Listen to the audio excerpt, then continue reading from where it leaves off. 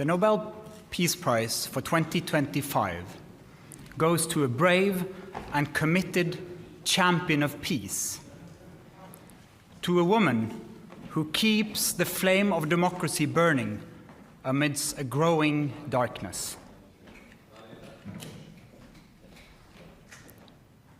The Norwegian Nobel Committee has decided to award the Nobel Peace Prize for 2025 to Maria Corina Machado. She is receiving the Nobel Peace Prize for her tireless work promoting democratic rights for the people of Venezuela and for her struggle to achieve a just and peaceful transition from dictatorship to democracy. As the leader of the democratic forces in Venezuela, Maria Corina Machado is one of the most extraordinary examples of civilian courage in Latin America in recent times. Ms. Machado has been a key unifying figure in a political opposition that was once deeply divided, an opposition that found common ground in the demand for free election and representative government. This is precisely what lies at the heart of democracy, our shared willingness to defend the principles of popular rule, even though we disagree. At a time when democracy is under threat, it is more important than ever to defend this common ground.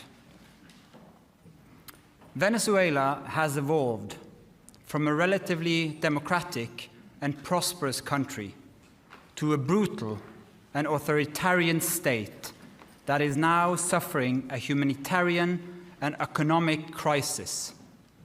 Most Venezuelans live in deep poverty, even as the few at the top enrich themselves.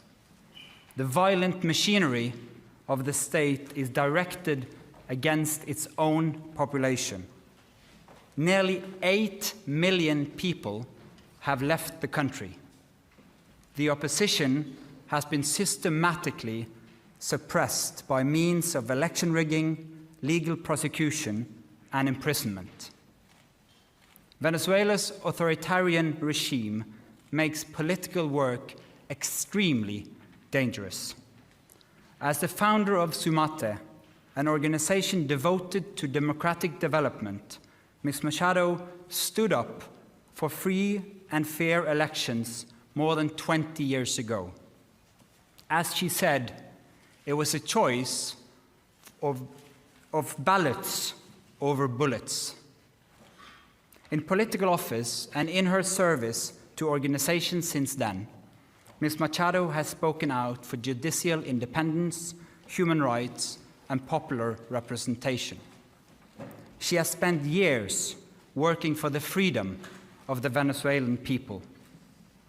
Ahead of the election of 2024, Ms. Machado was the opposition's presidential candidate, but the regime blocked her candidacy. She then backed the representative of a different party, Edmundo González Urrutia, in the election. Hundreds of thousands of volunteers mobilized across political divides. They were trained as election observers to ensure a transparent and fair election. Despite the risk of harassment, arrest, and torture, citizens across the country held watch over the polling stations. They made sure the final tallies were documented before the regime could destroy ballots and lie about the outcome. The efforts of the collective opposition, both before and during the election, were innovative and brave, peaceful and democratic.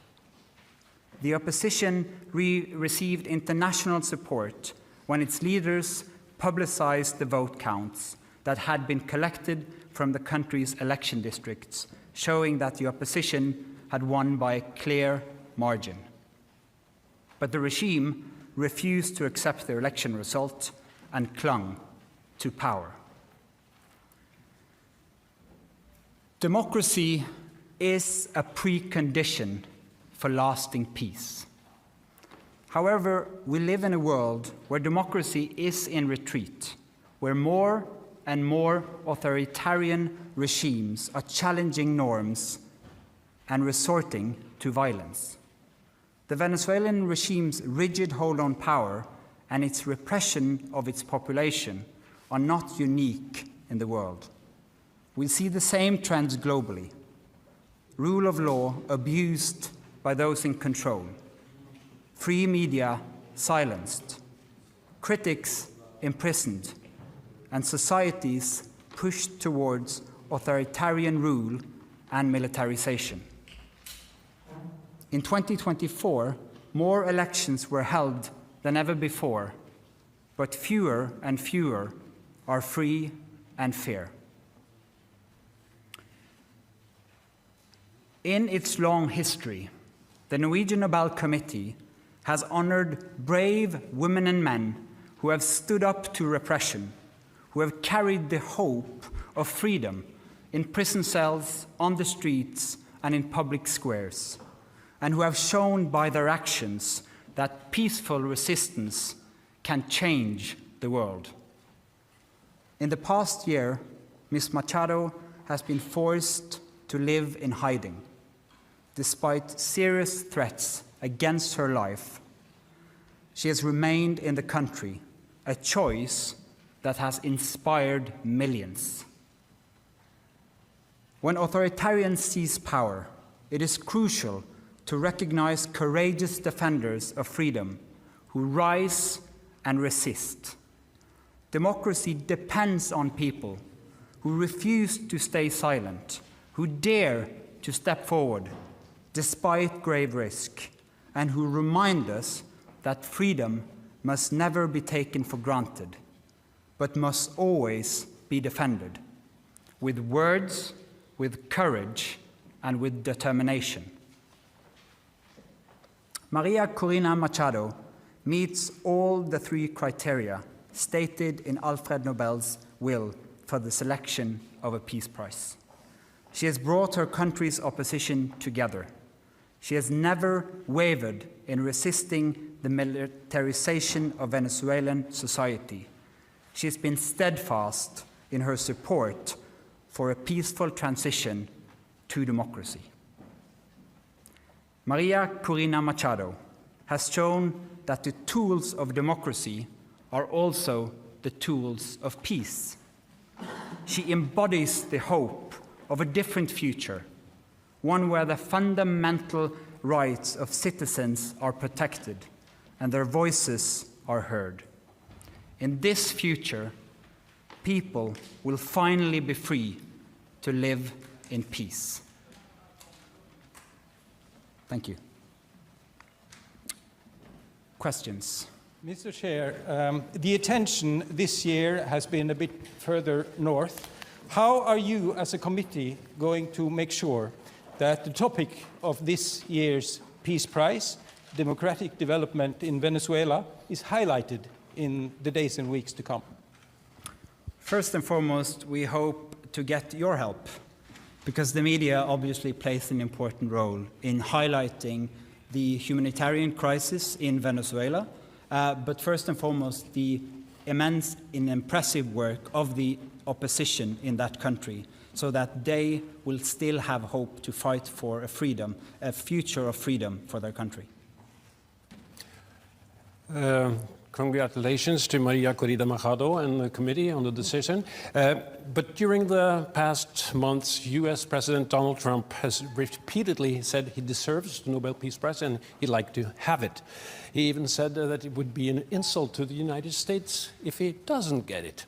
What does as the chairman of the Nobel Peace Prize Committee, think of this, and how has this campaign-like activity by the president and his supporters, domestically and internationally, affected the deliberations and the thinking in the committee?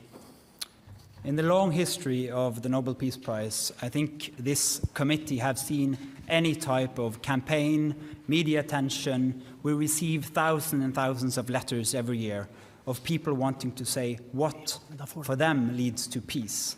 This committee sits in a room filled with the portraits of all laureates, and that room is filled with both courage and integrity. So we base only our decision on the work and the will of Alfred Nobel. Hello, Bibiana Piena from the Norwegian News Agency.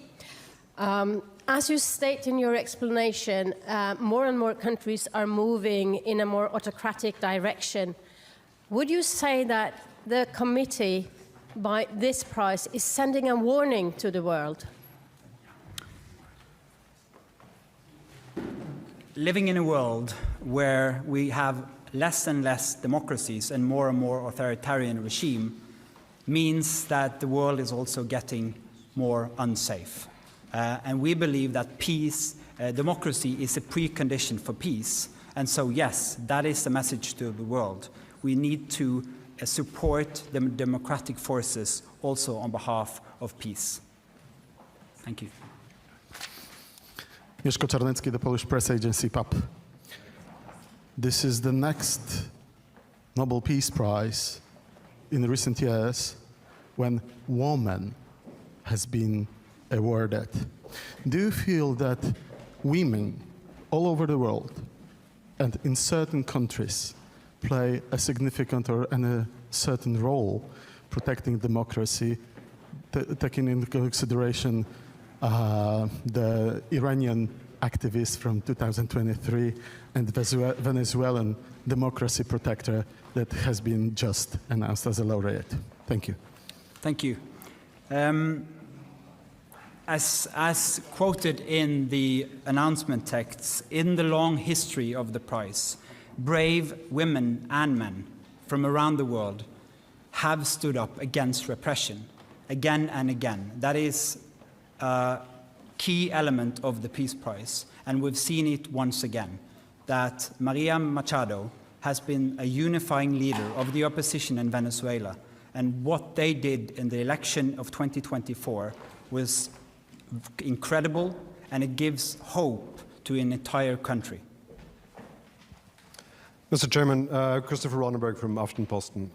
We've seen in previous years that awarding the Peace Prize to dissidents can put their lives at more risk than it already is. You mentioned yourself that she has been in hiding for quite some time.